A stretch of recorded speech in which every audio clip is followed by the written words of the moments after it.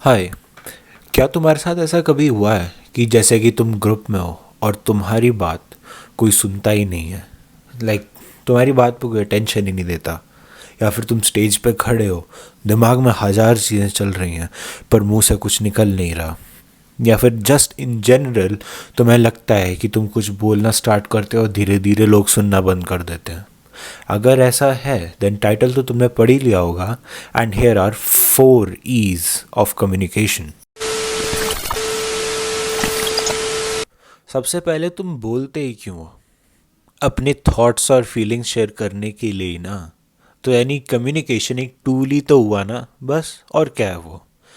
ये कम्युनिकेशन या किसी से बात करना कोई महान स्टेज परफॉर्मेंस नहीं है जिस पे तुम्हें ऑस्कर लेना है। सिर्फ जो अपनी बात है उसे कन्वे करो, मुद्दे की बात करो, पॉइंट की बात करो, ख़त्म। Whatever you have to say, don't say it कि जैसे तुम्हें किसी को इम्प्रेस करना है। मैं अंग्रेजी के एक दो शब्द घुसा देता हूँ, मैं एक दो शब्द बड़े बोल देता हूँ, ज़्यादा होशियार लगूंगा। Don't do that shit man. Just say whatever the fuck you have to say, alright? Boil it down to the bare bones. अब बोलो तो ऐसा बोलो कि लोग सुने भी। शब्द सिर्फ सॉरी कम्युनिकेशन सिर्फ शब्द नहीं होते कि बस भौंक के आगे बढ़ गए।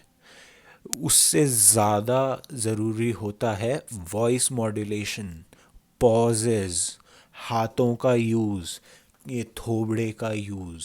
तभी ही लोग एंगेज करते हैं। अगर तुम एक दीवार की तरह, मूर्ति की तरह बैठ के बोलोगे, कोई नहीं सुनेगा डूड। सो यूज़, और ये सब ना एक साथ नहीं होगा। शुरू करो वॉइस मॉड्यूलेशन से, अपनी आवाज़ को तोड़ो, पिच ऊपर करो, नीचे करो, use pauses to create impact. All right, the third one. देखो, जब तुम बात कर रहे होते हो तो तुम सिर्फ लॉजिक नहीं, उसके साथ साथ एक इमोशन भी कन्वे कर रहे होते हो, राइट? बट अगर ये इमोशन अच्छे से कन्वे ना हो या लॉजिक अच्छे से कन्वे ना हो तो कोई भी बंदा उसे मिस इंटरप्रेट कर सकता है। और इवन इफ तुम अगर पाई चार्ट देखो कम्युनिकेशन का, तो 7% of communication is words, 38% is voice and tonality, and 55% is body language. यानी आधे से ज़्यादा कम्युनिकेशन तो बिना बोले ही हो रहा है। सो सीखो कैसे बिना शब्दों का यूज़ किए तुम वही बात दोबारा बोल पाओ, right? Use your hands, use your face, अपनी बॉडी लैंग्वेज, अपनी टोनैलिटी से कन्वे करो जो तुम कहना चाहते हो, if you actually want your point to be conveyed. Now ये मेरा फेवरेट है, एफिशिएंट। अब तुम नोटिस करो कि कोई पर्सन जो एक्चुअली रिच शब्द यूज़ करता है, B it in English, B it in Hindi, versus कोई ऐसा बंदा जिसके पूरे ही स्पीच में बड़े बड़े शब्द लिखे हुए हैं, उन दोनों में बहुत फ़र्क होता है। जिसकी पूरी स्पीच में भरे हुए होते हैं ऐसे शब्द, that person is a try hard, वो ज़बरदस्ती के बड़े बड़े शब्द यूज़ करता है। वेयर एज जैसे कुछ एक्टर्स हैं, जैसे शाहरुख खान हो गया, या फिर वो क्या नाम है, जावेद अख्तर हो गया, दोनों डिफरेंट लैंग्वेज में शब्द यूज़ करते हैं, बड़े शब्द यूज़ करते हैं, and yet they sound charismatic. They are actually clear on what they're trying to say. दोनों में फ़र्क क्या है? एफिशिएंसी का फ़र्क है।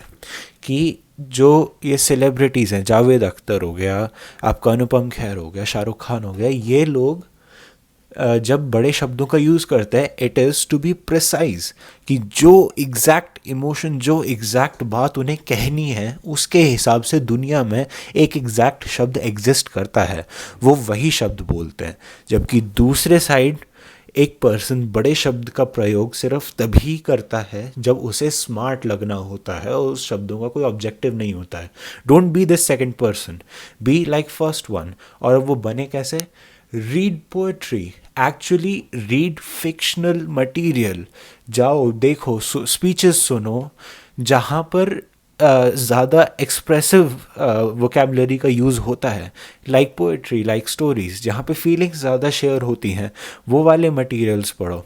you'll get a grip of what diction to use. Diction मतलब कि सिर्फ बड़े शब्द नहीं, ओवरऑल सेंटेंस को फ्रेम कैसे करें, वो होता है डिक्शन, मोर और less. So yeah, right. Read rich material to actually learn how to have a higher diction. Cool.